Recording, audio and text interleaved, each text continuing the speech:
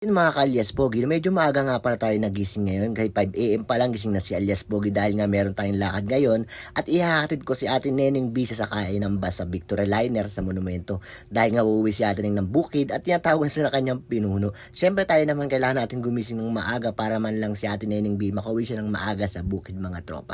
At siyempre magkakape muna si alias Pogi, no?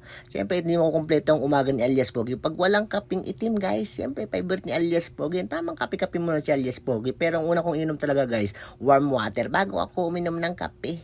O diba mga boy, siyempre alis tayo ngayong araw na to. Kailangan natin ng pampagising ng katawan mga tropa, no? Guys, pagtapos magkape ay maliligo na si alias Pogi, no? Maliligong kunwari lang, pero hindi ako naligo dyan guys ha. Mema lang ba? Bagong buhay, panibagong vlog na naman ni alias Pogi ngayong araw na to. Minsan talaga guys nawawala na sa isip ko yung pag-vlog dahil nga sobrang ang dami kong ginagawa. Ayun nga pala sinukat-sukat ko na yung paborito kong sombrerong ginagamit ko sa Zambales pag nasa bukid tayo. Pero hindi ko gagamitin ngayon yan. Siyempre akala ko talaga punta ako sa Zambales. Pero ihatid ko lang naman si ate ng mga tropa. Sobrang busy talaga ni alias Pogi kaya hindi na talaga ako nakakapag-vlog.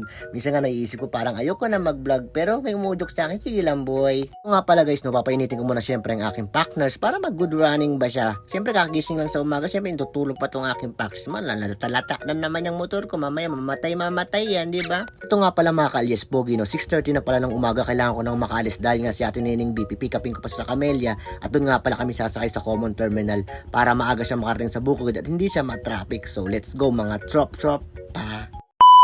So yun mga tropa, no, so nandito na nga pala tayo sa Camellia at kasama natin si Ate Neneng mga tropa. Yan, si Ate Neneng nag-aayos na siya. Tineng, saan punta Tineng?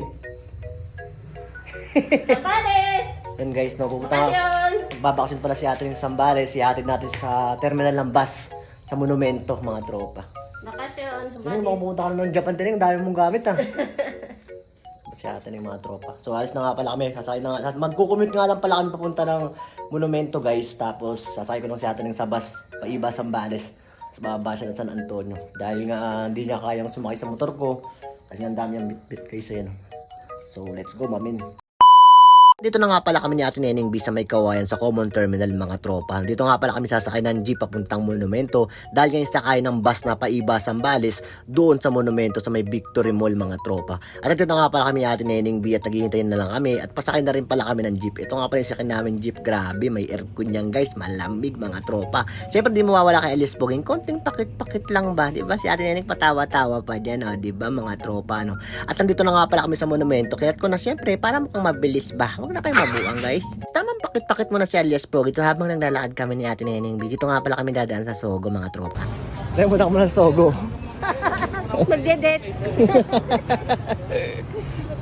Magde-date no.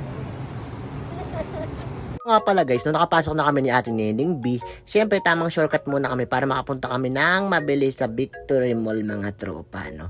At syempre tamang buhat-buhat muna si alias Pogi. Ito nga pala guys, no, dito nyo matatagpuan ang kalabit pengis sa gabi. Nandito na nga pala kami guys sa bus terminal dito sa may Victory Liner mga tropa. Berero nga lang tong pinasok namin ni Ate Neneng dahil nga dapat pala doon kami dumaan sa loob ng Victory Mall para mas malapit kami sa entrance ng bus terminal ng paiba Sambales mga tropa. Dahil nga dito medyo malayo-layo pa yung lalakar namin ni Ate Neneng. At syempre tamang buhat-buhat muna si alias Pogi dito. Parang yung lakas ni Ate Neneng B. Pag uwi ng bukid niya ay malakas siya, diba?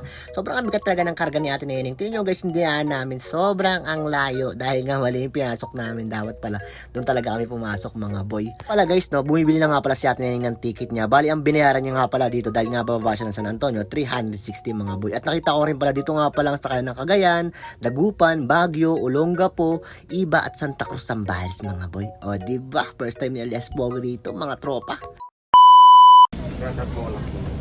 See you next year. See you next year. Hi Tineng.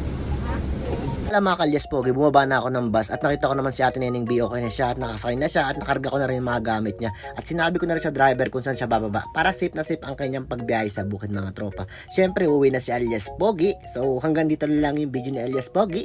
Thank you for watching guys. I love you. Mwah.